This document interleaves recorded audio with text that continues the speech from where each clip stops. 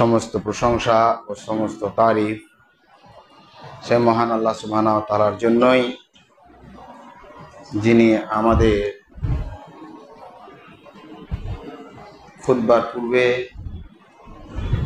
মসজিদে জুমার সালাত আদায়ের জন্যে উপস্থিত করেছেন। সকল বলি আমরা আলহামদুলিল্লাহ। তারপরে আমাদের আখির নবী তাজদার মদিনী আহমদ মুজতবা মুহাম্মদ মুস্তাফা রাসূল আরবি সাল্লাল্লাহু আলাইহি সাল্লামের উপর অগণন দরুদ হোক। আল্লাহুম্মা সাল্লি আলাইহি আল্লাহুম্মা বারিক আলাইহি। আজকে যে খুতবাটি আমরা শুনব বা আমি বলবো, সেটি হচ্ছে জান্নাত যাওয়ার মাধ্যম। এমন একটি বিষয়, যে বিষয়টি হচ্ছে এক অপরের সঙ্গে ভালোবাসা লেগে যাবে। এমন একটি বিষয়, যে বিষয়টি বাড়িতে বরকত হবে।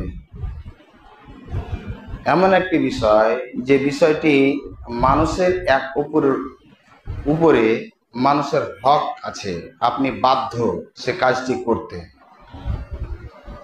সেই আমলটি আমাদের জান্নাত নিয়ে যাবে। যে আমলটি হচ্ছে সালাম, অর্থাৎ এক অপরের মধ্যে যদি সালাম দিই তাহলে আমাদের প্রেম প্রীতি হবে। আমরা যদি এক অপরকে সালাম দিই তাহলে আমরা অহংকার থেকে মুক্ত হব। আমরা যদি এক অপরকে সালাম দিই তাহলে শয়তানের আমরা চুঙ্গল থেকে বেরিয়ে আল্লাহর হেফাজতে হয়ে যাব। আমরা যদি এক অপরকে সালাম দিই তাহলে ভালোবাসা পূর্ণতায় পৌঁছে যাবে। আমরা যদি এক অপরকে সালাম দিই তাহলে আমরা এক অপরকে দুয়া দিব। আমরা যদি এক অপরকে সালাম দিই তাহলে আমরা নেকির মাধ্যম হব এবং নেকি পাব। সালাম এমন একটি দোয়া, যে দোয়াটি প্রত্যেক মুসলমান এক মুসলমানের উপরে হক রাখে। আবু হুরায়রা রাদিয়াল্লাহু তাআলা আনহু বলেন, রাসূল সাল্লাল্লাহু আলাইহি সাল্লাম বলেছেন, প্রত্যেক মানুষের উপরে, অর্থাৎ এক মুসলমানের উপরে 6টা জিনিসের হক রাখে। নাম্বার 1, যখন কোনো লোক অসুস্থ হয় তখন তাকে দেখতে যেতে হবে। আপনি দেখতে যেতে বাধ্য, আপনি যাবেন, এটা ওই মুসলিমের হক, আপনার ওই আত্মীয়র হক, আপনার ওই পাড়া প্রতিবেশীর হক, আপনার ওই রক্তের লোকটা হক। এই অসুস্থর জন্যে আপনি ওখানে যাবেন, নেকি হবে না হবে সেটা পরে আসছে, কিন্তু ওই হক রাখে। কেউ যদি কোনো অসুস্থ লোককে দেখতে যায় তাহলে সেই ব্যক্তির জন্য আল্লাহ সুবহানাহু ওয়া তাআলা 70,000 ফেরেশতা দোয়া করবে। এই লাগিয়ে দেয়, এই দোয়াটি বলবেন, আল্লাহুম্মা ইগফির লাহু ওয়ারহামহু। আল্লাহ যে লোকটা দেখতে গেছে ওই অসুস্থ লোকটাকে আল্লাহ তার উপরে রহম করো এবং তার উপরে দয়া করো, তার মাগফিরাত করো। কতজন ফেরেশতা? 70,000 ফেরেশতা। এই মতো যদি রাত্রের বেলায় যায়, অর্থাৎ বিকেলে যায়, সন্ধ্যায় যায়, তাহলে সারা রাত তার জন্য দোয়া করতে থাকে। এটা একটা হক। নাম্বার 2, যে কোনো ব্যক্তি যদি মারা যায়, মুসলমান ব্যক্তি, তার জানাজাতে হাজির হওয়া, তার কাফন দাফনে হাজির হওয়া। আপনি বাধ্য, তার হক, ও পৃথিবী থেকে গেছে, একটা হক ছেড়ে গেছে আপনার উপরে, আপনি যাবেন। নেকি হবে না হবে সেটা পরে বলছি, ও হক রাখে। হ্যাঁ, যদি আপনি হক আদায় করতে যান, যদি জানাজাতে দাঁড় হন, তাহলে তাকে 1 রাত নেকি দেওয়া হবে, কামিসলাল উহুদ, উহুদ পাহাড়ের সমান নেকি। যদি আপনি সেই ব্যক্তির জানাজার পরে যদি আপনি দাফনে যদি অংশগ্রহণ করেন, তাহলে আবার 1 রাত নেকি পাবে, অর্থাৎ 2 রাত নেকি পাবে। নাম্বার 3, মুসলমানের উপরে হক রাখে। সেটি হচ্ছে এই যে মানুষ যখন হাঁচি ফেলবে আর ও বলবে আলহামদুলিল্লাহ, তখন আপনি তাকে দোয়া করবেন, ইয়া রাহমাকাল্লাহ, আল্লাহ যেন আপনার উপরে রহম করে। তাহলে এক মুসলমান আর এক মুসলমানের উপরে হক রাখে।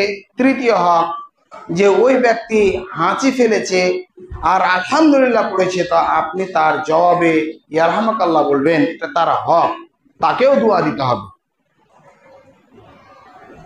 নাম্বার 4, কোনো ব্যক্তি যদি আপনাকে দাওয়াত দেয়, তাহলে আপনি সেখানে অংশগ্রহণ করবেন। এবার অংশগ্রহণ করে দেখছেন যে সেটি হচ্ছে দাওয়াত, আর সেই দাওয়াতে হচ্ছে গান বাজনা, কমিউনিটি সেন্টার, অবাধ মেলামেশা, সেই লজে কোনো বৈধ অবৈধর কোনো বাতচিত নেই, তখন আপনি সেখান থেকে ফিরে আসবেন, কিন্তু হক রাখেন। আর যদি আগে থেকেই জানেন যেটা জন্মদিন, মৃত্যুদিন, বিবাহবার্ষিকী, যত রকমের দাওয়াত থেকে মানা আছে, তাহলে আপনি যদি না যান, কোনো যায় আসে না, আরো আপনি গুনাহ থেকে বেঁচে গেছেন। কিন্তু মানুষ হক রাখে সাধারণভাবে, যদি কেউ কাউকে যদি দাওয়াত দেয়, তাহলে দাওয়াতে অংশগ্রহণ করতে হবে।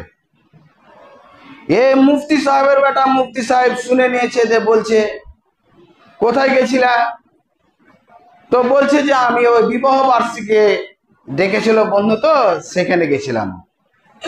বলে ওখানে তো যাওয়া যাবে না ভাই, বিবাহ বার্ষিকী, মৃত্যু বার্ষিকী বা এই সমস্ত যেগুলো শরীয়তের সঙ্গে কোনো সম্পর্ক নাই, সে দাওয়াতে তো যাওয়া যাবে না। বলে কেমন কথা বলেন মাওলানা স্যার, আপনারাই বলছেন যে দাওয়াতে যেতে হবে, আর আপনারাই বলছেন দাওয়াতে যেতে হবে না। জি হ্যাঁ, যে দাওয়াত আপনাকে যেতে বলেছে শরীয়ত, সেটাতে যাবেন, আর যে দাওয়াত আপনাকে শরীয়তে যেতে বলেনি, সেটাই যাবেন না। আপনার স্ত্রী মেয়ে মানুষ, মহিলা মানুষ, আপনার স্ত্রী আপনার জন্য হালাল, আল্লাহ হালাল করেছে। আপনার বোন আপনার চাইতে দেখতে সুন্দর, আপনার স্ত্রী চাইতে দেখতে সুন্দর। আপনার বোনের কাছে যে জিনিসগুলো রয়েছে, আপনার স্ত্রীর কাছে সেই জিনিস রয়েছে। আপনার স্ত্রী হালাল এই মনে করে যদি আমার বোন হালাল মনে করেন, এটা ভুল। এ মতো আপনি মনে করছেন যে আমার পাড়া প্রতিবেশীর মেয়েও হালাল, আমার শাশুড়িও হালাল, আমার ফুফে শাশুড়িও হালাল, আপনার হালাল হবে?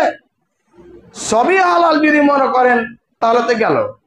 তো সব দাওয়াতই আপনি হালাল মনে করবেন, দাওয়াতে যেতে হবে আপনাকে জেনে শুনে যেতে হবে। আগে আসছে পূজার ছুটি, আর বন্ধুর বাড়িতে দাওয়াত খেতে যাবেন, দাওয়াত আপনার চলবে না, এটা মনে রাখবেন। নাম্বার 5, ওই ব্যক্তি, যে ব্যক্তি বাড়িতে নেই, ওই প্রতিবেশী তার প্রতিবেশীকে পাহারা দিবে, খেয়াল রাখবে। কিন্তু খেয়াল রাখতে গিয়ে আজকাল ইটিস পিটিস হয়ে যাচ্ছে, তাহলে ওখান থেকে বেঁচে থাকতে হবে। ভাই গেছে সৌদি আরব, দাদনে গেছে বোম্বাইয়ে কাজ করে, তখন লাখম দিন মলিয়ে দিন, তোমার কাজ তোমার করো, আমার কাজ আমি করি, নাকি? তাহলে এই ফিতনা থেকে বেঁচে থাকতে হবে। ফিতনার আশঙ্কা থাকলে আপনাকে যেতে হবে না। আর নাম্বার 5, যখনই মানুষের সঙ্গে মুসলমান ভাই দেখা হবে, তখন আপনি সালাম দিবেন। আফসুস সালাম, তোমরা সালাম প্রদান করবে, সালামের প্রচার প্রসার ঘটাবে। এই সালাম আল্লাহ রাসূল বলছেন যে মানুষকে জান্নাত পর্যন্ত পৌঁছে দিতে পারে। আবু হুরায়রা রাদিয়াল্লাহু তাআলা আনহু বলেন, রাসূল সাল্লাল্লাহু আলাইহি সাল্লাম বলেছেন যে ওই ব্যক্তি লা ইয়াদখুলুল জান্নাহ, জান্নাতে যেতে পারে না, হাত্তা ইউমিন, যতক্ষণ পর্যন্ত ঈমানদার না হবে। কামিল ঈমানওয়ালা হতে গেলে তাকে কি করতে হবে? এক অপরকে ভালোবাসতে হবে। আর ভালোবাসার পূর্ণতা লাভ করবে তখনই যখন এক অপরকে মানুষ সালাম দেবে। তাহলে বোঝা যায় যে ঈমানকে পূর্ণ করার মাধ্যম হচ্ছে একটা সালাম। তাহলে এক অপরকে আপনি সালাম দিবেন।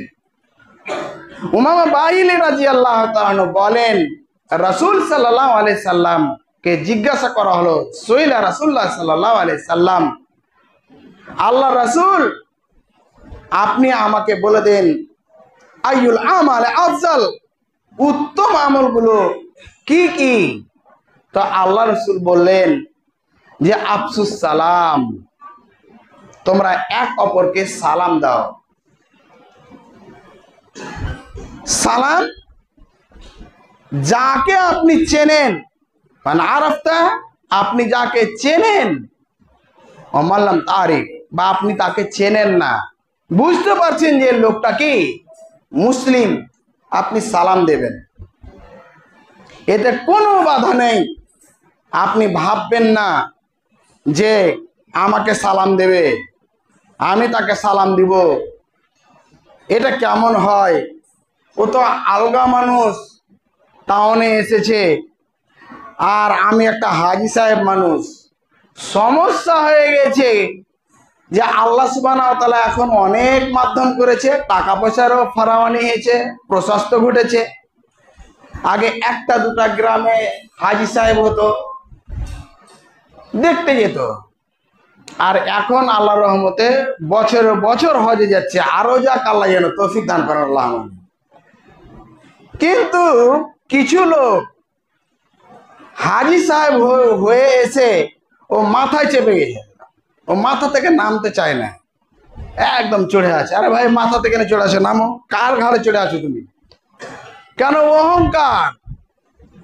আমি হাজি সাহেব। ওকে হাজি সাহেব বলে না ডাকলে মন খারাপ। ওর মনটা যে কিরকম, মনে হচ্ছে টিস্যু পেপারের মতো, একটু পানি পড়লে মানে ভিজে গেছে, টেড়া হয়ে গেল। ওকে সালাম দেয়নি, তার জন্য ওর মন খারাপ। হাজি সাহেবকে দাওয়াত নামাতে কার্ড লিখেছে, তো কার্ডে তার নাম লিখেছে, আল হাজ লেখেনি, তার জন্য মন খারাপ। হাজি সাহেবকে প্রথমেই সালাম দিতে হবে, মন খারাপ। ইমাম সাহেবকেই সালাম দিতে হবে, না হলে ওর সম্মান ঘটে যাবে। জিনা, এটা হচ্ছে অহংকার। আর অহংকার যেটা হচ্ছে কিবরিয়া, যেটা হচ্ছে আল্লাহ সুবহানাহু ওয়া তাআলা আল কিবরিয়া ও হৃদয়, আল্লাহ বলছেন যে অহংকার হচ্ছে আমার চাদর। তাহলে আপনার মধ্যে আল্লাহর সিফাত থাকবে, আপনার মধ্যে সেই অহংকার থাকবে। আর আল্লাহ রাসূল বলছে যে যার মধ্যে একটা রায়ের দানা, সরিষার দানার পরিমাণ যদি অহংকার থাকে, তাহলে সে ব্যক্তি জান্নাতে যেতে পারে না। আর অহংকার থেকে বাঁচতে পারবে, বারআমিন কিবরি, অহংকার থেকে বাঁচতে পারবে যেটা হচ্ছে সালাম। উমামা বাহিলি রাদিয়াল্লাহু তাআলা বলেন, রাসূল সাল্লাল্লাহু আলাইহি সাল্লাম বলেছেন আফজালুন নাস। আর তিরমিজির একটা হাদিসের মধ্যে সে ইন্নান নাস আওলা আওলা, সবচেয়ে সুন্দর ওই ব্যক্তি, সবচেয়ে সুন্দর ব্যক্তি ওই ব্যক্তি বাদাবিস সালাম, যে ব্যক্তি সালাম প্রথমে দিয়েছে। এবার আপনি যদি মনে করেন যে আমি প্রথমে সালাম দেব, তাহলে আপনি উত্তম। আর ওই ভ্যান চালক যদি সালাম দেয়, তাহলে ভ্যান চালক উত্তম। আপনার মধ্যে, আমার মধ্যে, কোনো মুসলমানের মধ্যে এটা চিন্তাধারা যেন না কাজ করে যে ও তো ভ্যান চালক, ও তো টোটো চালক, তো ওকে কেন সালাম দিব? আপনি বলেন তো, একটু যদি বলেন, আপনি বুঝতে পারছেন যে ও ভ্যান চালক বা টোটো চালক, বা আপনার দরওয়ান, আপনার পাহারাদার, আপনি বলেন তো আসসালামু আলাইকুম ওয়া রাহমাতুল্লাহি ওয়া বারাকাতুহু, তাহলে ওর মনটা কত বড় হবে। আর তাকে আপনি সালাম দিয়েছেন, আপনার 30 নেকি হয়ে গেছে।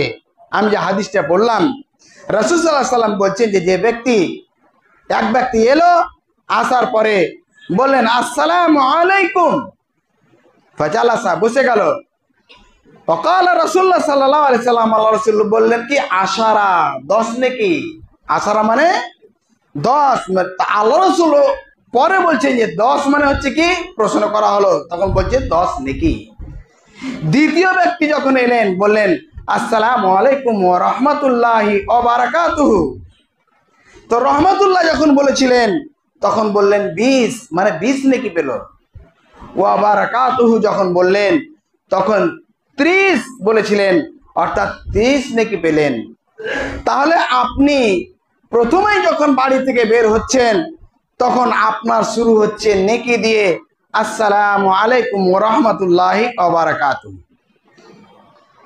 আল্লাহ আপনাকে 3টি দোয়া মাধ্যম বানিয়ে দিল, আর এটা হচ্ছে উত্তম দোয়াগুলোর মধ্যে একটি দোয়া, যে আসসালামু আলাইকুম, আল্লাহ আপনার উপরে শান্তি দ্বারা বর্ষিত হোক, ওয়া রাহমাতুল্লাহ, আর আল্লাহ আপনার উপরে রহমত করুক, ওয়া বারাকাতুহু, আর আপনার বরকত হোক।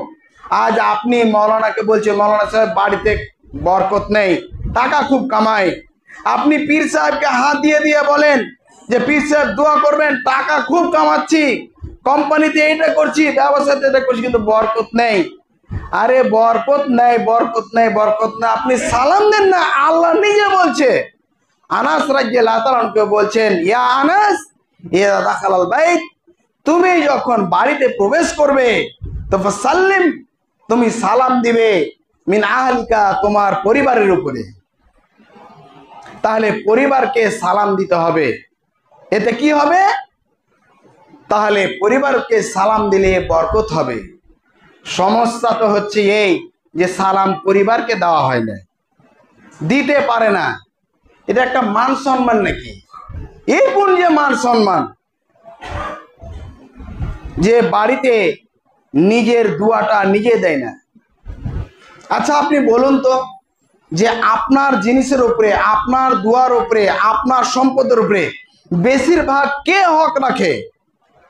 একটা পথিক রাস্তাতে চলছে ওই লোকটা, না আপনার ফুফাতো ভাই, না মামাতো ভাই, না চাচাতো ভাই, না মৌলভী সাহেব, না হাজি সাহেব, না কে চাই? কে বেশি হক রাখে? আপনার ছেলে মেয়েরা বেশি আপনার উপরে হক রাখে, আপনার সম্পদের উপরে। আপনি বলছেন মানুষকে যে মৌলানা সাহেব দোয়া করবেন, মেয়েটা এবার নিতে পরীক্ষা দিবে তো একটু দোয়া করিয়েন। আপনি 10 বার বাড়িতে ঢুকছেন, আপনি বলতে পারেন না আসসালামু আলাইকুম ওয়া রাহমাতুল্লাহি ওয়া বারাকাতুহু, আল্লাহ তোমার উপরে সালাম বর্ষিত করুক, আল্লাহ তোমার উপরে রহমত বর্ষিত করুক, আল্লাহ তোমার উপরে বরকত বর্ষিত করুক। আবু হুরায়রা রাদিয়াল্লাহু তাআলা বলেন, রাসূল সাল্লাল্লাহু আলাইহি ওয়াসাল্লাম বলেছেন যে 3 শ্রেণীর লোকের উপরে আল্লাহ সুবহানাহু ওয়া তাআলা বলছেন যে আমি জিম্মেদারি নিয়ে নি, হেফাজত নিয়ে নি। তার মধ্যে 1 শ্রেণীর লোক হচ্ছে ওই যে যেই ব্যক্তি বাড়িতে যখন ঢুকে আর সালাম দিয়ে ঢুকে, তো ওই ব্যক্তির আল্লাহ সুবহানাহু ওয়া তাআলা স্বয়ং হেফাজতে নিয়ে নেন। লজ্জা হয়, বিহাইনকে সালাম দিতে লজ্জা হয় না। বিহাইন আসসালামু আলাইকুম, মৌলানা সাহেব আসসালামু আলাইকুম, হাজি সাহেব আসসালামু আলাইকুম, আর সালাম আবার দিবে। আবু হুরায়রা রাদিয়াল্লাহু তাআলা বলেন, রাসূল সাল্লাল্লাহু আলাইহি ওয়াসাল্লাম বলছেন লা কালাম, অতক্ষণ পর্যন্ত কথাবার্তাই নেই। কাবলা সালাম, সালামের পূর্বে কথাবার্তা হবে না যতক্ষণ পর্যন্ত সালাম হবে না। সালাম আগে কথা বলছে, হ্যালো, কে বিহান, কেমন আছেন, আসসালামু আলাইকুম। লাও, মাস্টার সাহেব কেমন আছেন, আসসালামু আলাইকুম। ইমাম সাহেব বাড়ি গেছিলেন নাকি, আসসালামু আলাইকুম। এই পদ্ধতিতে সালাম দিলে সালামের আপনি নেকি পাবেন না। কেন? আপনি উল্টা করেছেন নবী সাল্লাল্লাহু আলাইহি ওয়াসাল্লাম। আল্লাহ রাসূল বলছেন যে বাদা বিস সালাম, যে ব্যক্তি প্রথমে সালাম দিবে ওই উত্তম ব্যক্তি।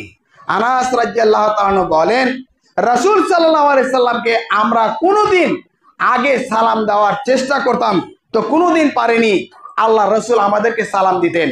এখানে নাউজুবিল্লাহ কেউ কি মর্যাদার দিক দিয়ে আল্লাহ রসুলের চাইতে বড় হয়ে গেছে? আল্লাহ রসুলের চাইতে সম্মানীয় ব্যক্তি হয়ে গেছে? আল্লাহ রসুলের চাইতে উত্তম ব্যক্তি আছে যার চরিত্র জ্ঞানটি আল্লাহ নিজে নিয়েছেন? আল্লাহ সুবহানাহু ওয়া তাআলা বলছেন ইন্নাকা আলা খুলুকুল আযীম, হে মুহাম্মদ তুমি উত্তম চরিত্রের প্রতিষ্ঠিত।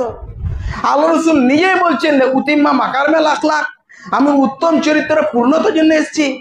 আমাদের মধ্যে কোন লোক আছে যে আপনার আমার চরিত্রের গ্যারান্টি আল্লাহ নিয়েছেন? বলেন তো। আল্লাহর রসুল নিজেই আগে সালাম দেয়, আর আমরা দেখে থাকি ওই ব্যক্তির উপরে আল্লাহ রসুল বলছেন তার মধ্যে অহংকার রয়েছে, অহংকার। আপনি জানলেই সালাম দিয়ে দিবেন, চেনলেই সালাম দিয়ে দিবেন, বুঝতে পারেন যে সালাম দিয়ে দিবেন। কিন্তু আপনি যদি মনে করেন, বা আমি মনে করি বা দেখতে পাই যে চেনাই যায় না, ওর হাতের ট্যাটু অন্যান্য যত রকম আছে এখান থেকে এখানে লাগিয়ে রেখেছে, হাতে বালা, এখান থেকে কানের, আবার চুলটিকে এদিকে একটা রং, একটা রং, এর মানে ভারতবর্ষ আর মাথা পতাকা, আর মাথা পতাকা ঝুলছে ভারতবর্ষের। তা আপনি কি করে বুঝবেন? আর আবার যদিও বুঝতে পারছেন যে একবারে নবী নবী নবী, এই যে গত সপ্তাহে কবি কবি কবি কবি জুমার নামাজ হচ্ছে কোনো ব্যাপার নয়, নবী নবী করে দড়িয়ে বেড়াচ্ছে। আপনি চিনতে পারছেন যে মুসলমান, তখন আপনি সালাম দিবেন।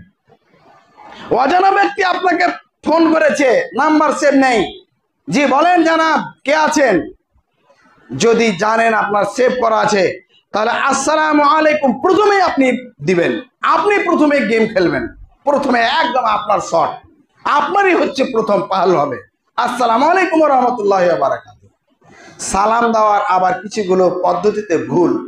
কে কেউ সালাম দেয়, যেরকম বাংলাদেশে সালাম দেয়, শ্বশুরকে সালাম দেয়, শাশুড়িকে সালাম দেয়, বড়দেরকে সালাম দেয়, আসসালামু আলাইকুম, মানে ওর পা চুলছে, কবরে লাগা, মানে কপালটাকে নিচে করছে। আরে কপাল হচ্ছে আল্লাহর জন্যে, এই যে 4 আঙ্গুল হচ্ছে আল্লাহর জন্যে।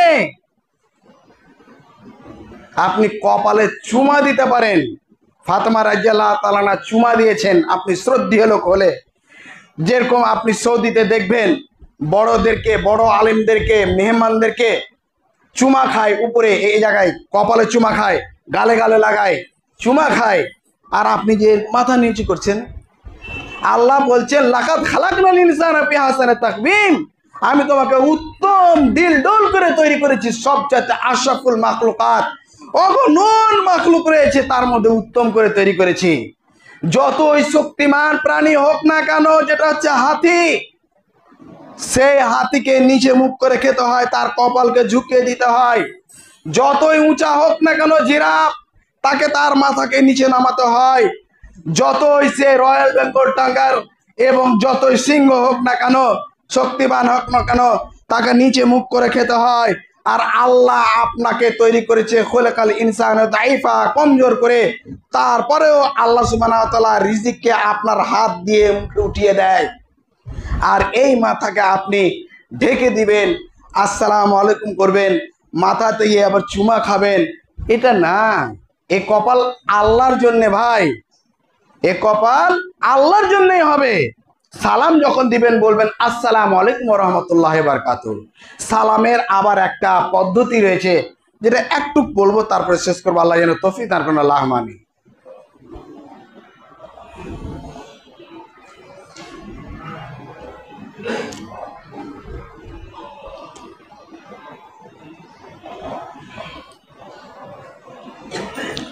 আলহামদুলিল্লাহ ওয়াহদা ওয়াসসালাতু ওয়াসসালামু আলা মান লা নাবিয়্যা বাদা, আম্মা বাদ। বলছিলাম সালাম দেওয়া, সালামের পদ্ধতিতে ভুল। কেউ যখন সালাম দেয় তখন আবার মুসাফাও করে, আসসালামু আলাইকুম ওয়া রাহমাতুল্লাহি ওয়া বারাকাতুহু, হয়ে গেল।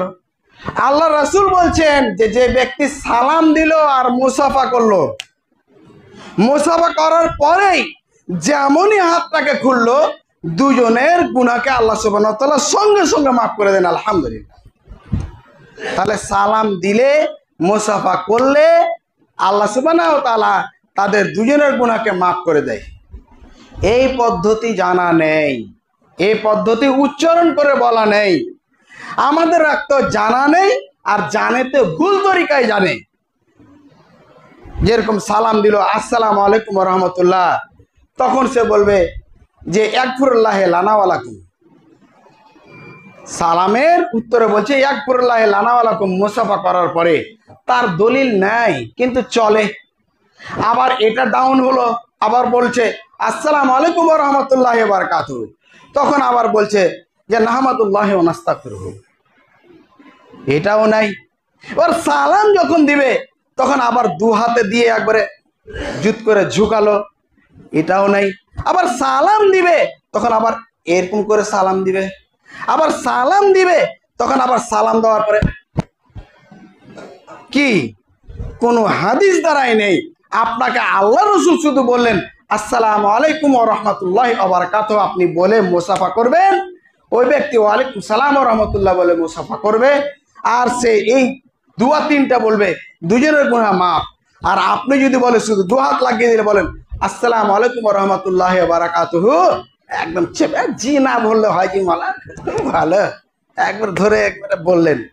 তো চামড়া লাগা যদি উদ্দেশ্য হতো তাহলে আসসালামু আলাইকুম ওয়া রাহমাতুল্লাহি ওয়া বারাকাতুহু ধরে লাঙ্গল মারিয়া, চামড়া লাগা উদ্দেশ্য কি?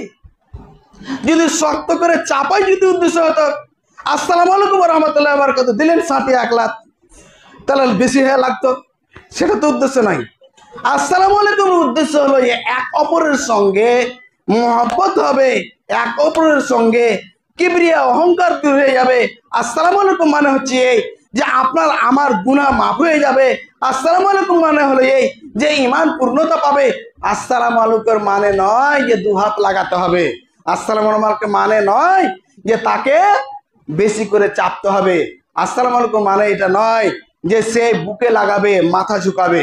আসসালামু আলাইকুম ওয়া রাহমাতুল্লাহি ওয়া বারাকাতুহু। আজ থেকে ওয়াদা করেন যে আমরা যাকে চিনি যাকে না চিনি ও মুসলমান বুঝলেই আমরা ইনশাআল্লাহ সালাম দেব। এ মতোই আজ থেকেই শুরু করেন, বাড়িতে আসসালামু আলাইকুম ওয়া রাহমাতুল্লাহি ওয়া বারাকাতুহু। গেট খুলতেই যখন আপনি দোতলা থেকে আপনার স্ত্রী কষ্ট করে গেট খুলতে আসে আর আপনি যখন সালাম দিচ্ছেন, আল্লাহ এই কি করে দিলে, কোন ভুল করে দিয়েছে, দেখছে কেন সালাম দেয়নি। আপনি সালামের কিন্তু অভ্যাস যদি না করান, আস্তে আস্তে আপনার ছেলে এমন হয়ে যাবে আপনাকে সালামই দেবে না, বলতে পারবে না। এক ব্যক্তির একটা ঘটনা শোনাই। আমার বাড়ির সামনেই তার ছেলে, 4টা ছেলে প্রতিষ্ঠিত, বড় ছেলে চাকরি করে, ছোট ছেলে পুলিশে চাকরি করে, 3টা ছেলে মাস্টার, 2টো মেয়ে চাকরি করে, কিন্তু কোনোদিন বাপের পা টিপেনি, হাত টিপেনি, আদর্শ শিখায়নি, লেখাপড়া করিয়েছে। বাপ ধরফর করে মরছে, ও পরে বলছে হাতি দিতে পারলাম না, কিরকমই লাগছে।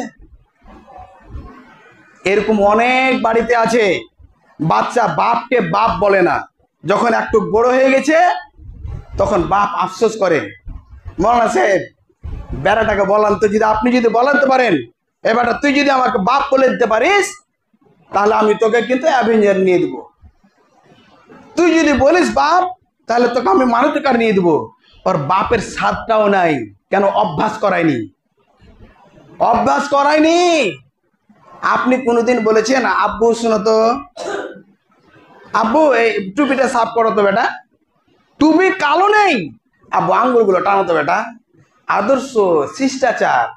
আপনার ছেলে ছোট থেকে আব্বু বলেনি, বড় হওয়ার পরে কিছুদিন যখন হয়েছে ওকে বোঝানো যাচ্ছে যে তোমারই তো বাবা গো, তুমি বলো না, বলছি সবই বলতে পারছি, সবই করতে পারছি, সবই খিদমত করছি, কিন্তু বাবা বলতে একটু লজ্জা লাগে। অভ্যাস নাই। বাড়িতে আপনি অভ্যাস তৈরি করুন। আপনার দুয়ার হক, আপনার দুয়ার মধ্যে আসমানের মধ্যে কোনো পার্থক্য নেই গো, একদম ডাইরেক্ট আল্লাহর কাছে চলে যায়। আর আপনি আপনার ছেলে মেয়ের জন্য দোয়া করেন না আসসালামু আলাইকুম ওয়া রাহমাতুল্লাহি ওয়া বারাকাতুহু, আর কোন লোক কে আছে ওকে দিচ্ছেন, এটা মানে এটা না যে ওকে দিতে হবে না, দেন আপনি, কিন্তু আপনার বাড়ি থেকেই শুরু করেন। কোন ব্যক্তি যদি সালাম দিয়ে যদি না ঢোকে ওকে বাড়িতে ঢুকতেই দিবেন না, আল্লাহ রাসূল হাদিস আছে। বাড়ির অনুমতি হচ্ছে সালাম দেওয়া। আবু মুসা আশআরী রাদিয়াল্লাহু তাআলা আনহু বলেন যে আমিরুল মুমিনিন আমাকে ডেকে পাঠালেন, আমি গেছিলাম, ছোট্ট করে দিচ্ছি হাদিসটি। তিনি 3বার সালাম দিয়েছিলেন, সালামের উত্তর নাই, চলে গেছেন ফিরে। আবার তখন আবু মুসা আশআরীকে জিজ্ঞাসা করা হচ্ছে কি ব্যাপার, তুমি যাওনি? বলছে গেছি, সালামের উত্তর পাইনি। বলছে আল্লাহ রাসূল বলেছেন যে ব্যক্তির বাড়িতে সালাম দেবে আর সালামের যদি উত্তর না আসে তাহলে ফিরে এসো, এটাই হচ্ছে অনুমতি। তাহলে রাসূল সাল্লাল্লাহু আলাইহি সাল্লামের এই কথা উমর ফারুকের জানা ছিল না। বলছে এর ব্যাপারে যদি তুমি সাক্ষী 2টা যদি না প্রমাণ দাও তাহলে তোমাকে কিন্তু পড়া লাগবে। একদম মুখ টুক শুকে একদম 26 জানুয়ারি এরকম ছোট থেকে ছোট লোক জানছে, কিন্তু বড় সাহাবী জালিলুল কদর সাহাবী, দ্বিতীয় খলিফা, যার ব্যাপারে একাধিকবার হাদিস কোরআন নাজিল হয়েছে, যাকে দেখে মানুষ তো মানুষ শয়তানও ভয় পেত, করে রাস্তা দিয়ে যেত না, যার নাম হচ্ছে উমার, তিনি জানেন না। তা আপনি মাস্টার হলেই যে জানবেন, ডাক্তার হলেই যে জানবেন, প্রফেসর হলেই যে জানবেন, এটা ভুল কথা। নাও জানতে পারেন, আলেম হলেই যে জানবেন, এটা ভুল কথা। বাড়িতে যদি সালাম না দেয়, গেট আউট, সালাম দিয়ে আসেন, যান। সালাম দেওয়ার পরে কে মৌলভী সাহেব ফোন রাখেন, কেটে দেন, দ্বিতীয়বার ফোন করেন, প্রয়োজন পড়লে আপনি আসসালামু আলাইকুম, সালাম হবে, তারপর কথা হবে। আর এখন আপনার ছেলে কি signature good morning, bad morning, high high, এখন শুরু হয়েছে টাটা, কে হাই, তো হাই কোথায় যাবেন?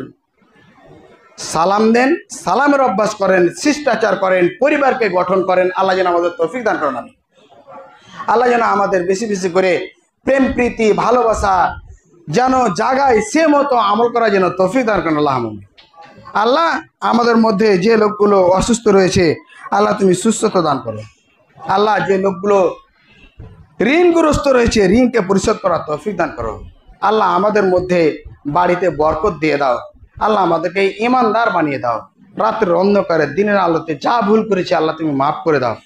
আল্লাহ আমরা জেনে জেনে বুঝে বুঝে গুনাহ করছি, আল্লাহ আমাদেরকে গুনাহ থেকে হেফাজত করো।